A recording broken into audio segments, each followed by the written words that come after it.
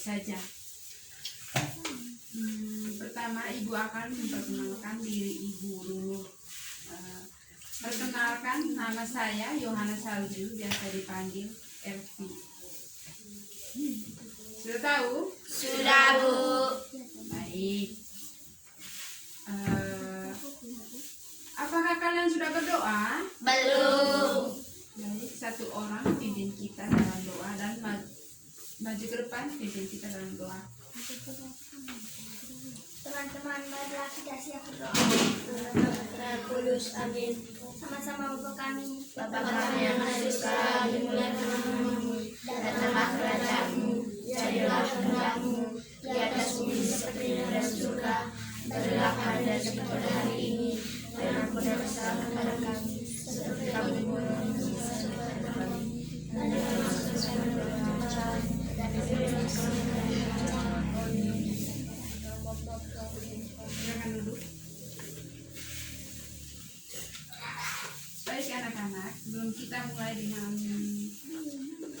penjelasan kita tentang topik kita hari ini, Ibu akan absen kalian dulu. Siapa yang tidak hadir hari ini? Hadir semua, Bu. Syukurlah kalau kalian hadir semua hari ini. Baik anak-anak, untuk topik kita hari ini tentang mengidentifikasikan karakteristik geografis Indonesia ya sebagai negara kepulauan, maritim, dan agraris serta pengaruhnya terhadap kehidupan ekonomi, sosial, budaya, komunikasi, dan transportasi. Nah, untuk itu di sini Ibu akan menentukan tujuan kita dalam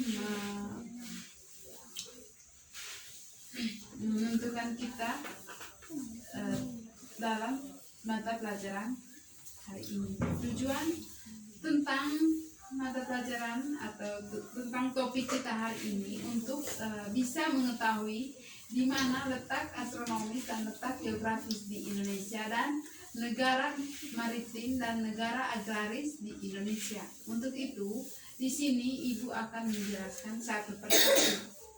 Pertama-tama, Ibu akan menjelaskan di mana apa yang dimaksud dengan letak astronomis dan letak geografis di Indonesia.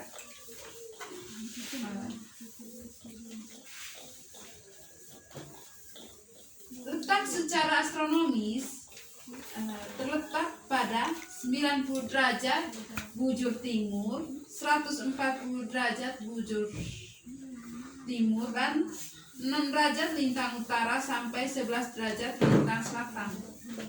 Karena tersebut Indonesia termasuk di dalam wilayah tropis. Wilayah tropis dibatasi oleh 23,5 derajat koordinatnya. Untuk letak geografis merupakan posisi suatu wilayah atau negara dilihat dari kenyataan di permukaan bumi. Secara geografis, Indonesia berada di antara dua benua dan dua samudra. Yaitu dua benua itu terdiri dari benua Asia dan benua Australia. Nah, benua Asia yang terletak di sebelah utara Indonesia dan benua Australia yang terletak di sebelah selatan Indonesia. Selain itu, Indonesia berada di antara dua samudra, yaitu Samudra Pasifik dan Samudra Hindia. Samudra Pasifik terletak di sebelah timur Indonesia dan Samudra Hindia terletaknya di sebelah barat Indonesia. Wilayah Indonesia juga berbatasan dengan sejumlah wilayah yang baik wilayah negara atau samudra. Nah, sampai di sini tentang letak geografis dan letak astronomis di Indonesia. Apakah kalian sudah mengerti? Sudah, Bu. Baik. Yang kedua tentang negara maritim dan negara agraris. Indonesia dikenal dengan negara maritim dan yang dimaksud negara maritim. Dan yang dimaksud dengan negara maritim adalah negara yang daerah teritorialnya atau negara yang lebih banyak lautnya, lebih luas daripada daerah daratannya. Dengan kata lain, negara maritim adalah negara yang menyandang predikat negara kepulauan. Maksud dari negara yang menyandang predikat ini adalah negara yang lebih banyak kepulauan adalah negara Indonesia. Kenapa Indonesia disebut sebagai negara maritim? Karena hal ini dikarenakan negara Indonesia merupakan negara kepulauan. Dan 2/3 wilayah Indonesia merupakan merupakan daerah daratan. Indonesia seperti yang telah dijelaskan merupakan negara kemaritiman, di mana kondisi Indonesia lebih banyak daerah perairan daripada daerah daratan. Kondisi inilah yang membentuk budaya Indonesia menjadi budaya berprofesi sebagai nelayan pada daerah pesisir.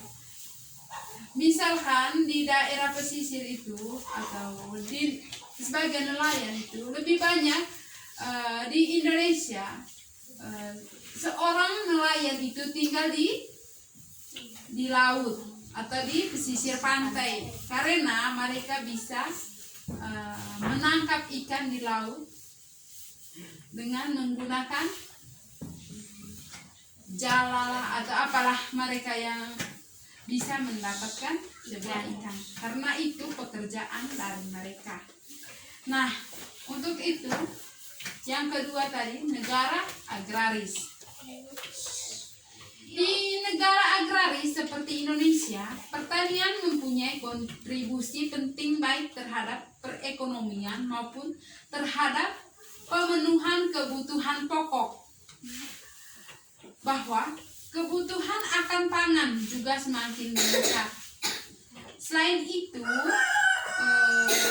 ada peran tambahan dari sektor pertanian, yaitu peningkatan kesejahteraan masyarakat yang berada di wilayah garis kemiskinan. Sebagai besar penduduknya hidup dan dari hasil bercocok tanam atau bertani. Sehingga pertanian merupakan sektor yang memegang peranan penting dalam kesejahteraan kehidupan penduduk Indonesia. Adalah negara agraris yang mempunyai keanekaragaman hayati dan sumber daya alam yang tinggi. Nah, untuk sumber daya alam adalah segala sesuatu yang muncul secara alami yang dapat digunakan untuk pemenuhan kebutuhan manusia pada umumnya. Yang tergolong di dalamnya tidak hanya komponen biotik seperti hewan, tumbuhan, dan mikroorganisme, tetapi juga ada juga di dalamnya tentang komponen abiotik seperti minyak bumi, gas alam, berbagai jenis logam, air, dan tanah. Tentang inovasi teknologi, karena sekarang mempunyai banyak alat teknologi. Dari situ, kemajuan peradaban dan populasi manusia serta revolusi industri telah membawa manusia pada era eksploitasi sumber daya alam sehingga persediaannya terus berkurang secara signifikan. Maksudnya di Indonesia karena banyak alat teknologi yang bisa menguraskan persediaan sumber daya alam, itu makanya di Indonesia untuk sumber daya alamnya semakin kurang, terutama pada satu abad belakangan ini. Sumber daya alam mutlak diperlukan untuk menunjang kebutuhan manusia, tapi sayangnya keberadaannya tidak tersebar merata dan beberapa negara. Karena pada akhir ini sumber daya alam pada zaman-zamannya kita, karena banyak alat teknologi di Indonesia dan semakin maju juga, itu makanya sumber daya alam semakin berkurang. Tapi sayangnya keberadaan tidak tersebar merata. Keberadaan sumber daya alam seperti ada gas tadi, tanah tidak merata, dan beberapa negara. Karena di berbagai negara ini banyak yang memiliki dan mengetes dari alat teknologi tentang sumber daya alam. Itu makanya dia sekarang, pada abad sekarang atau sampai saat ini, sumber daya alam semakin menguras. Baik anak-anak, sampai di sini apakah kalian sudah mengerti? Sudah, Bu. Oke. Baiklah, kalau kalian mengerti, semoga kalian betul-betul mengerti apa yang Ibu sudah jelaskan. Anak-anak, hari ini Ibu akan membagikan kalian ke dalam bentuk kelompok. Nah, sebelum Ibu membagikan kalian dalam bentuk kelompok, apakah kalian di antara kalian ada yang mau bertanya tentang apa yang dijelaskan oleh Ibu tadi? Tidak ada, Bu. Tidak ada? Betul tidak ada? Baik, kalau tidak ada pertanyaan, sekarang Ibu akan membagikan kalian dalam bentuk kelompok. Di antara kelompoknya terdiri dari satu kelompok 3 orang, satu kelompok 3 orang, dan satu kelompoknya lagi 4 orang. Nah, untuk itu Ibu akan membagikan kalian ke dalam 3 kelompok. Kelompok 1 yang ini, kelompok 2 yang ini, dan kelompok 3 yang ini. Sekarang kalian siapkan bolpoin dan buku untuk menulis apa pekerjaan kelompok kalian dan apa yang harus kalian kerjakan.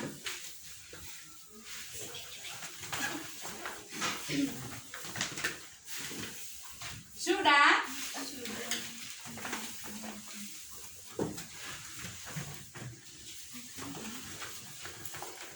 Untuk kelompok 1, tulis apa keuntungan letak geografis dan astronomis di Indonesia. Apa keuntungan dan kerugian tentang letak geografis dan astronomis di Indonesia?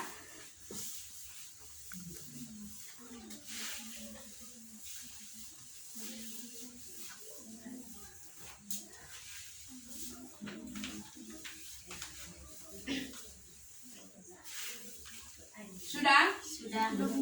Untuk kelompok 2, tulis apa pengaruhnya negara maritim dan negara agraris di Indonesia.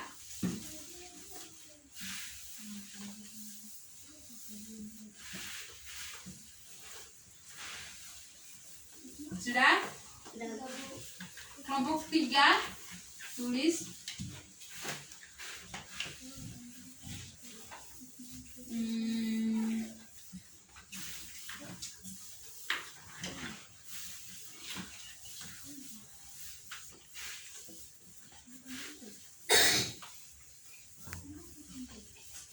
jelaskan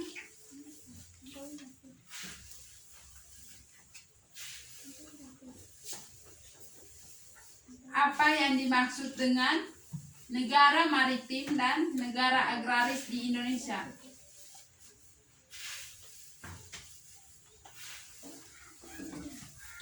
Sudah?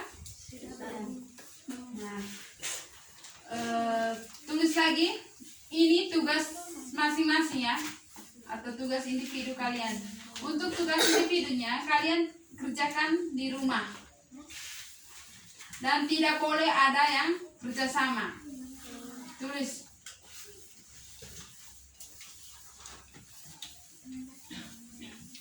Apa yang dimaksud dengan letak geografis dan letak astronomis di Indonesia?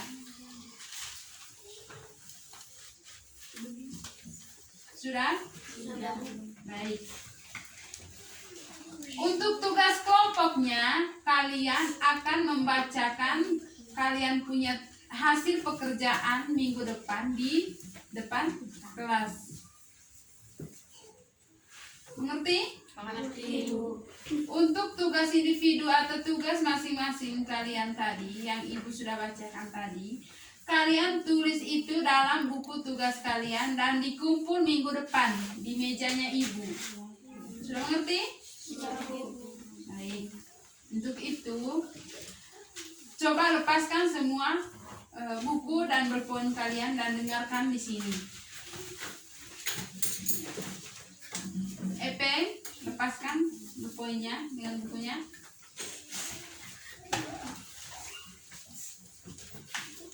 Sudah? Sudah. Perhatikan di sini. Anak-anak, karena Ibu lihat tadi, Ibu lagi jelas di depan, ada yang lagi ribut dan lagi bermain di belakang. Untuk itu, jangan terulang lagi apa yang kalian buat tadi. Kalau misalkan ada ibu guru dan bapak guru yang lagi jelas di depan, kalian harus mendengar, memperhatikan, dan mengikuti apa yang dia suruh. Misalkan ibu guru menyuruh kalian untuk menulis, kalian menulis. Ibu guru menyuruh kalian memperhatikan ke depan. Kalau ibu guru lagi menjelaskan tentang mata pelajaran kita atau topik kita hari ini, kalian harus memperhatikan dan mendengarkan apa yang ibu guru jelaskan. Apakah kalian sudah mengerti apa yang ibu maksud? Sudah, Bu. Baik anak-anak, karena kalian sudah mengerti, waktunya sudah selesai, dan karena lonceng bel berbunyi, maka dari itu ibu minta kalian harus belajar dan jaga kesehatan kalian di rumah. Dan jangan lupa kerjakan apa yang ibu minta tadi.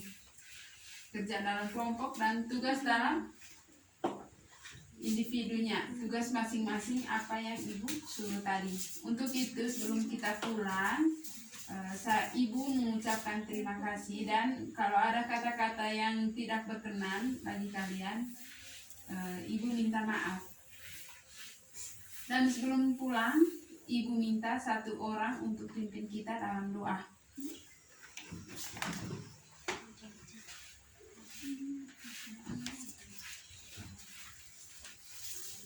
Teman-teman, marilah kita siap berdoa.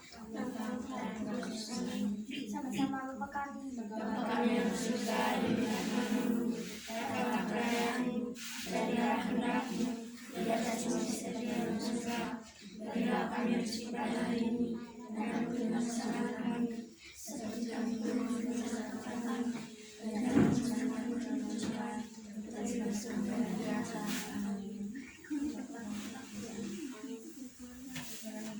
Baik anak-anak, sekarang kita pulang. Terima kasih.